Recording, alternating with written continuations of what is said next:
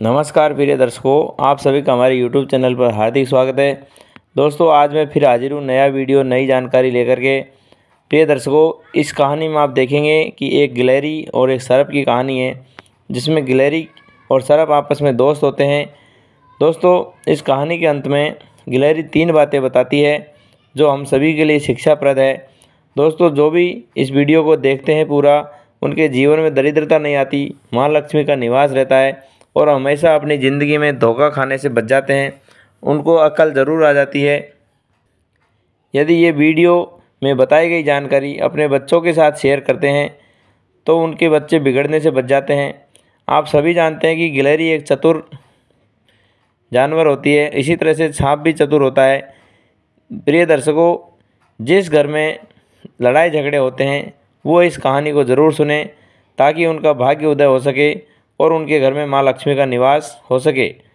दोस्तों, जो भी दर्शक मित्रगण हमारे चैनल से नए जुड़े हो, चैनल को सब्सक्राइब कर ले और बेल आइकन को प्रेस कर ले। अब मैं कहानी शुरू करता हूँ। प्राचीन समय की बात है कि एक जंगल में एक पेड़ के नीचे सांप का बिल था तथा उसके पेड़ के ऊपर गिलहरी रहा करती थी। दोस्तों, गिलहरी और सांप दोनों की गहरी दोस्ती थी। एक दिन सांप अपनी गिलहरी दोस्त से कहता है कि मित्र, आपकी जो भाभी है अर्थात सर्पणी है, वो बहुत दिनों से परेशान है, बीमार है, काफ़ी थकी है और बिल के अंदर ही पड़ी रहती है। उसका कोई इलाज बताइए। दोस्तों, गिलहरी वैसे चतुर थी और भगवान श्री राम का उसके ऊपर आशीर्वाद था। अपने दोस्त की सहायता के लिए गिलहरी जंगल में भटकती है और तरह तरह की जड़ी बूटियाँ लेकर के आती है और सांप को दे करके कहती है कि देखो मित्र, आपकी जो बीवी है, औरत है, उसको ये दवाइयाँ खिला दीजिए। आपकी जो पत्नी है स्वस्थ हो जाएगी और बिल्कुल चंगी हो जाएगी। दोस्तों, सांप ने गिलहरी के द्वारा दी गई दवाई जड़ी बूटी को अपने मुंह में दबा करके अपनी पत्नी के पास ले जाता है बिल के अंदर और उसकी पत्नी को खिलाता है। पत्नी ने ये दवाई लिया, उसके बाद उसकी पत्नी अर्थात सर्पिणी अब स्वस्थ हो जाती है और धीरे धीरे उसके मन में कुविचार आने लग जाते हैं। सांप से कहती है कि पतिदेव, जो तुम्हारी मित्र है, जो मेरे लिए दवाई लेके आई है, वो बहुत सुंदर है। उसकी दवा लाने से मैं सुंदर हो गई। हो सकता है यदि वो आप मेरे पास ले आएँ तो मैं उसको खा जाऊं और मैं पूरी तरह से स्वस्थ हो जाऊं। दोस्तों, सांप ने जैसे ही सुना, सांप को इसका विचार बहुत ख़राब लगा और कहने लगी, आप मेरे मित्र के बारे में ऐसी बातें करती हैं, आप मेरे मित्र को कैसे खा सकते हैं। प्रिय दर्शकों, औरत जात जो होती है वो शंका की मारी होती है। उसने कहा कि तुमको दोस्त की ज़्यादा पड़ी है या मेरी ताकत की, मेरे हेल्थ के बारे में सोचना चाहिए। दोस्तों, उसने कहा कि आपको लाना ही पड़ेगा। आपको पत्नी से ज़्यादा प्रेम है या दोस्त से। इस प्रकार से कह करके वो सर्पणी वहाँ से नाराज़ होकर के चली जाती है। अब दोस्तों, सांप बेचारा करता तो करता क्या, उसने गिलहरी से कहा, बहन, आज तुम मेरी पत्नी अर्थात तुम्हारी भाभी से मिलना चाहिए क्योंकि उसने तुमको याद किया है।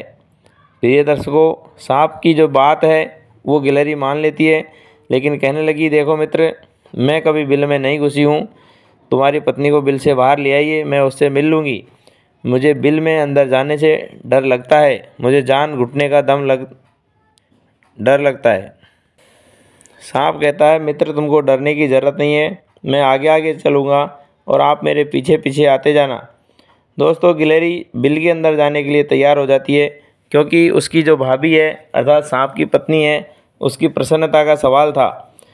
अब प्रिय दर्शकों, आगे आगे सांप चला जाता है, पीछे पीछे गिलहरी जा रही है। कुछ दूरी पर जाकर के सांप के मुंह में जो सच्चाई थी वो निकल गई।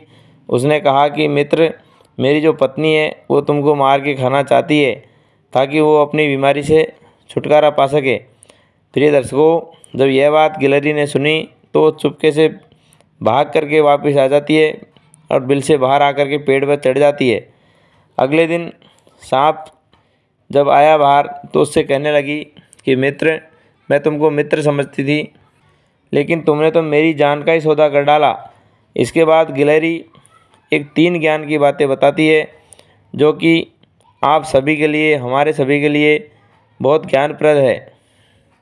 पहला, गिलहरी कहती है कि सांप को कितना ही दूध पिलाओ वो जहरीला ही रहेगा, उसका जहर कभी ख़त्म नहीं हो सकता। वो दुष्ट ही रहता है, वो दुष्टों पर दया कभी नहीं करनी चाहिए। दूसरा दोस्तों, मदिरा में जो मतवाला हो, ऐसे व्यक्ति का कभी भरोसा नहीं करना चाहिए। तीसरा दोस्तों, जो दुष्ट प्रवृत्ति का होए, उसके बीच में कभी नहीं पड़ना चाहिए। चौथा और आखिरी, गिलहरी कहती है कि जो धन का लालची हो वो किसी का भी सगा नहीं हो सकता, वो हमेशा धोखा ही देता है, वो अपने पिता को भी धोखा दे देता है। इस प्रकार दोस्तों गिलहरी ने जो 4 बातें बताई है वो हमारे सभी के लिए ज्ञानप्रद है। दोस्तों, जो दूसरे का भला करता है, बिना मांगे सलाह देता है, मुफ्त में सलाह देना और किसी के बीच में बोलना आज के ज़माने में सबसे ख़राब चीज़ है। गिलहरी के द्वारा बताई गई बातें आप अपने बच्चों को बताएंगे, बच्चे सुधरेंगे, कामयाब होंगे जीवन में और उनके घर में कभी क्लेश नहीं होगा, जीवन में पारंगत होंगे। सभी को राधे राधे, हरिओम। कहानी अच्छी लगी हो तो कृष्ण जय श्री कृष्णा लिखना नहीं भूले। हरिओम दोस्तों।